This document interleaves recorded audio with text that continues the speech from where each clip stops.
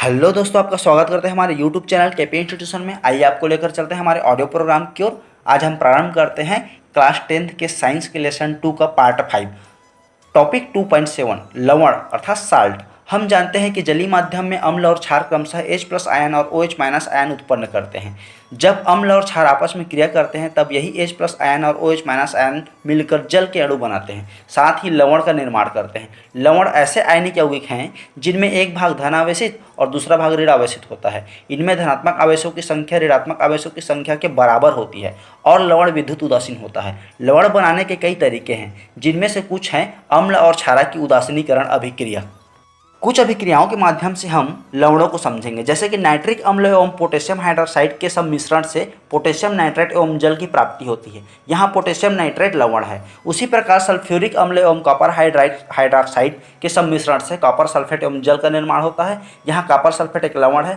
उसी प्रकार एक और समीकरण में देखेंगे, एसिटिक अम्ल एवं सोडियम हाइड्रोक्साइड के सम्मिश्रण से सोडियम एसिटेट एवं जल का निर्माण होता है। यहाँ सोडियम एसिटेट लवण का कार्य करता है, जो सोडियम एसिटेट लवण है। एसिटिक अम्ल एवं अमोनियम हाइड्रोक्साइड के सम्मिश्रण से अमोनियम एसिटेट एवं जल का निर्माण होता है। यहाँ अमोनियम एसिटेट लवण है। उपरोक्त उदाहरणों में हम देखते हैं कि लवण का धनात्मक भाग क्षारक से आता है, जिसे क्षारकीय मूलक या बेसिक रेडिकल कहते हैं। ऋणात्मक भाग अम्ल से आता है, जिसे अम्लीय मूलक या एसिड रेडिकल कहते हैं।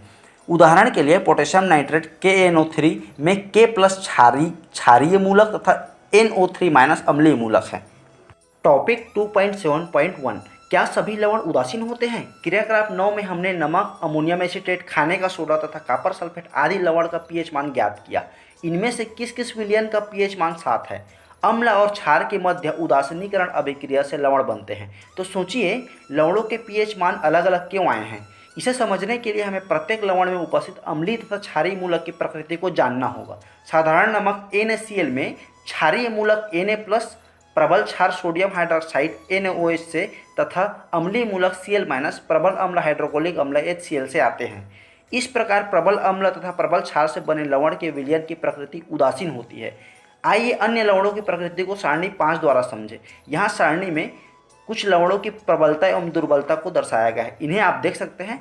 हमने देखा दुर्बल अम्ल व प्रबल क्षार से बने लवण की प्रकृति क्षारीय व प्रबल अम्ल व दुर्बल क्षार से बने लवण की प्रकृति अम्लीय होती है, तथा दुर्बल अम्ल तथा दुर्बल क्षार की अभिक्रिया से बने लवण की प्रकृति भी उदासीन होती है। टॉपिक 2.8 अम्ल वर्षा एसिड रेन। सामान्यतः वर्षा के जल का पीएच मान 7 होता है, किंतु वायुमंडल में उपस्थित गैसों के विलय होने के कारण उस जल के पीएच मान में कमी हो जाती है।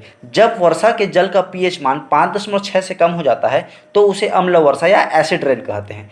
अम्ल वर्षा का मुख्य कारण ईंधन के दहन से उत्पन्न carbon dioxide, sulphur dioxide SO2 तथा नाइट्रोजन के ऑक्साइड हैं। साथ ही वनस्पतियों के सड़ने तथा ज्वालामुखी के फटने से उत्पन्न गैसें भी इसका कारण हैं।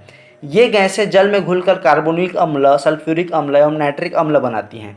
कुछ समीकरण द्वारा हम अम्ल वर्षा को समझेंगे, जैसे कि समीकरण में दिया गया है CO2 + H2O = H2CO3। यहाँ कार्बोनिक अम्ल बन रहा है। 2SO2 + O2 = 2SO3। यहाँ सल्फर डाइऑक्साइड बन रहा है, सल्फर ट्राइऑक्साइड बन रहा है। एवं SO3 + H2O = H2SO4 सल्फ्यूरिक अम्ल का निर्माण हो रहा है। 3NO2 + H2O = 2HNO3 + NO nitric अम्ल की प्राप्ति हो रही। यह जल पृथ्वी की सतह पर पहुंचकर वनस्पतियों, प्राणियों तथा इमारतों को नुकसान पहुंचाता है।